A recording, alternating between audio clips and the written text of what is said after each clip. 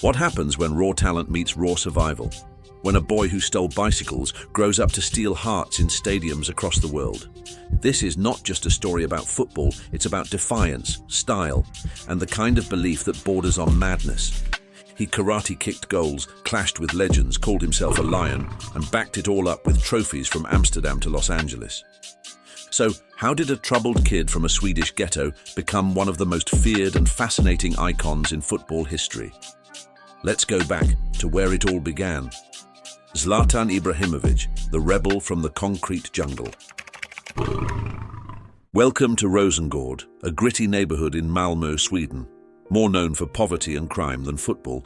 It's the 1980s. Zlatan is born to immigrant parents, a Bosnian father and a Croatian mother, both hard, both hurting.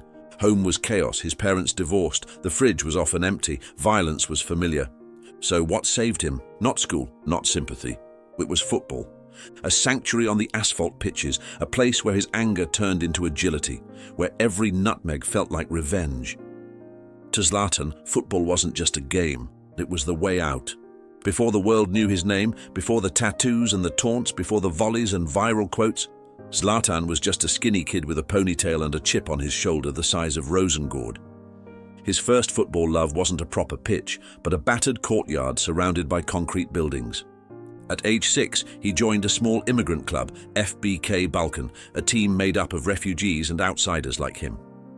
Then came Malmö FF, the city's biggest club. They saw raw talent, yes, but also trouble.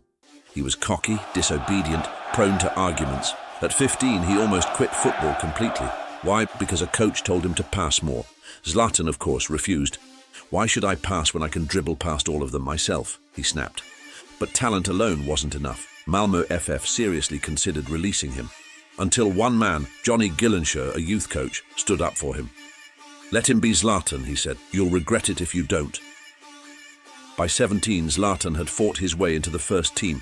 His breakout season in 1999/2000 saw him score dazzling solo goals, showing glimpses of the beast he was about to become. Europe had started watching, and Ajax Amsterdam came knocking with €8.7 million in hand. At the time, that was the biggest transfer ever for a Swedish teenager. And just like that, he boarded the plane, leaving behind his city, his critics, and the place that taught him to survive. But what waited for him in Amsterdam? He was about to find out. Amsterdam, 2001. A city known for its calm canals and beautiful football. Ajax, a club with a legacy of legends. Cruyff, Van Basten, Bergkamp. Now they just signed an unpredictable, unpolished striker from Sweden who seemed more street fighter than team player. He didn't speak the language, he didn't follow orders, but he made one thing clear from day one: he wasn't there to blend in. At just 19, Zlatan stepped into a club built on tradition and teamwork, but his style was different. He was flamboyant, flashy, furious, and it rubbed people the wrong way. Within months, he clashed with teammates, he fought in training. Some called him selfish, others called him toxic. His most infamous feud, Rafael van der Vaart. They were supposed to be Ajax's golden duo, instead they became sworn enemies. In 2004, during an international break, Zlatan, playing for Sweden, injured van der Vaart in a friendly. The Dutchman accused him of doing it on purpose. Zlatan didn't flinch. He fired back. "If you accuse me again, I'll break both your legs, and that I will do on purpose." But while the dressing room was combustible, his talent was undeniable. August 22, 2004, Ajax versus NAC Breda. Zlatan picked up the ball, danced past 1, 2, 3, 4, 5 defenders, twisted them like pretzels, wrong-footed the keeper, and calmly rolled the ball into the net. That solo strike went viral before viral was even a thing. In one moment, Zlatan Ibrahimović became a household name across Europe. Clubs lined up for him: Juventus, Real Madrid, Arsenal. And with the locker room drama boiling over, Ajax sold him to Juventus just days after that goal for €16 million. He was headed to Italy, to Serie A, to one of Europe's toughest, most tactical leagues. Some said he'd finally be humbled, but Zlatan, he was ready to rewrite the rules once again. Turin, 2004. Juventus didn't just sign a striker, they unleashed a storm. But Serie A was a different beast. Gone were the playgrounds of Sweden and the open spaces of Dutch football. This was Italy, tactical, tight and unforgiving. A league where defenders like Nesta, Maldini and Cannavaro ate forwards for breakfast. Many believed Zlatan wouldn't last. Too flashy, too raw, too arrogant. But under Fabio Capello, something changed. Capello didn't see a problem, but potential. He polished the rough edges, demanded more structure, and turned the wild striker into a lethal weapon. Zlatan adapted quickly. In his first season with Juve, he scored 16 goals, helping the club lift the 2004-05 Serie A title. As his legend grew, so did the shadows. In 2006, the Calciopoli scandal rocked Italian football. Juventus were found guilty of match fixing and were stripped of their titles. The club was relegated to Serie B, and Zlatan? He refused to go down with it. Despite criticism, he transferred to Inter Milan, a move that felt almost treacherous to Juve fans.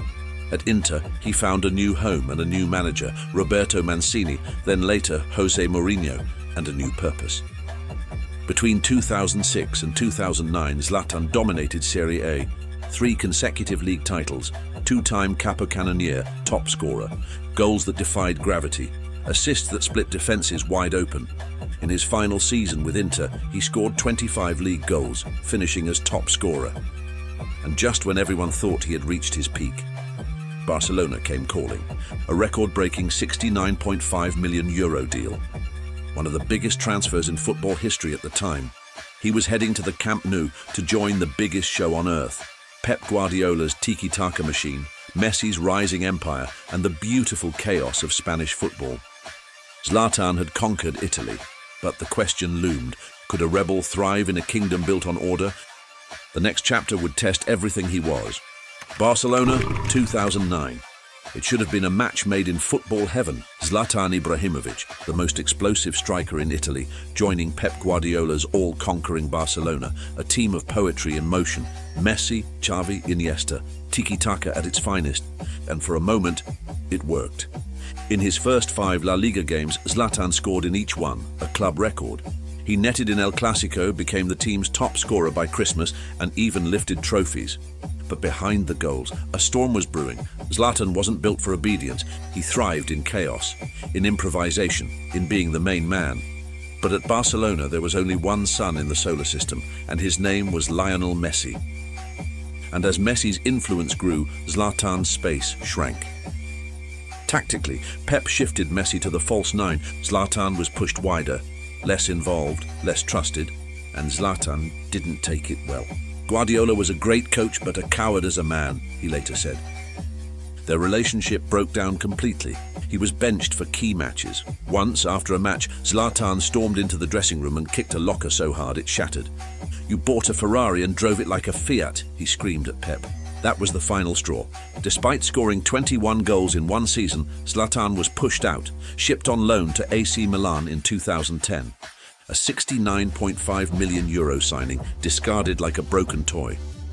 It could have been the start of a decline, the end of the big stage Zlatan, but instead, it became his rebirth. At Milan, he found fire again. In the 2010-11 season, he fired Milan to their first Serie A title in 7 years. But even in triumph, Zlatan was never far from trouble. He was sent off multiple times, suspended for slapping opponents. And then, just as Milan tried to build around him, PSG came calling in 2012. Another mega move, another chapter. The next phase of his career, Paris, Manchester, even LA, wasn't a farewell tour for Zlatan.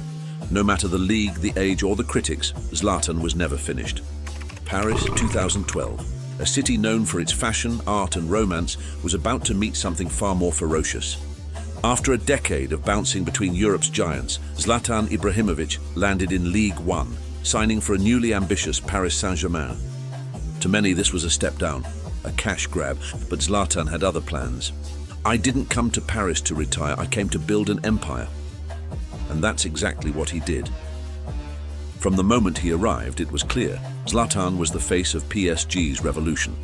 First season, 35 goals in all competitions. PSG won their first League One title in 19 years.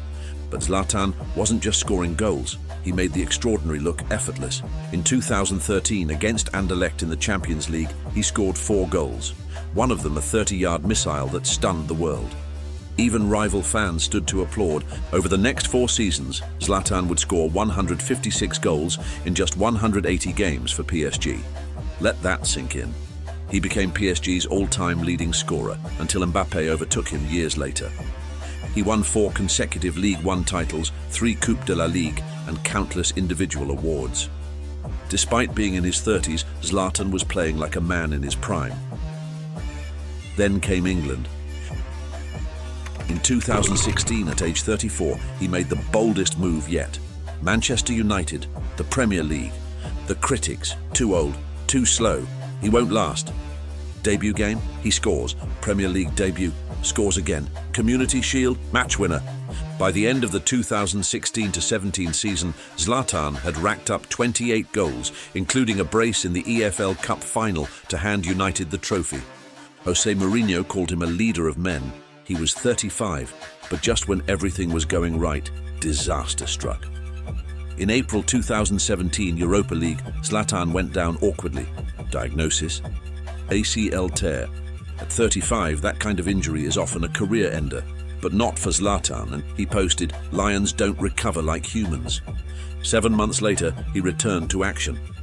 And although his minutes were limited, the message was clear: you don't write Zlatan off, ever. And then came LA Galaxy, his first press release, "Dear MLS, you're welcome." And just like that, Zlatan was a superstar in America too, a rebel, a showman, a force of nature.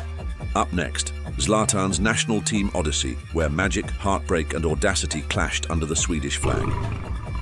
In a country that prized humility, Zlatan brought swagger. In a national team defined by teamwork, Zlatan demanded the spotlight. Because when Zlatan played for Sweden, you couldn't look away. Zlatan's international debut was in 2001, at the tender age of 19. But early on, his place wasn't guaranteed. Zlatan was raw, unpredictable. He came from Rosengård, an immigrant neighborhood, a world away from Sweden's polished football identity. In Euro 2004, he announced himself on the world stage with a moment of pure genius against Italy. From a corner, Zlatan rises, spins mid-air and backheels the ball over a sea of defenders and Buffon, a goal of the tournament contender. Despite his brilliance, Sweden never truly delivered on the big stage during Zlatan's prime.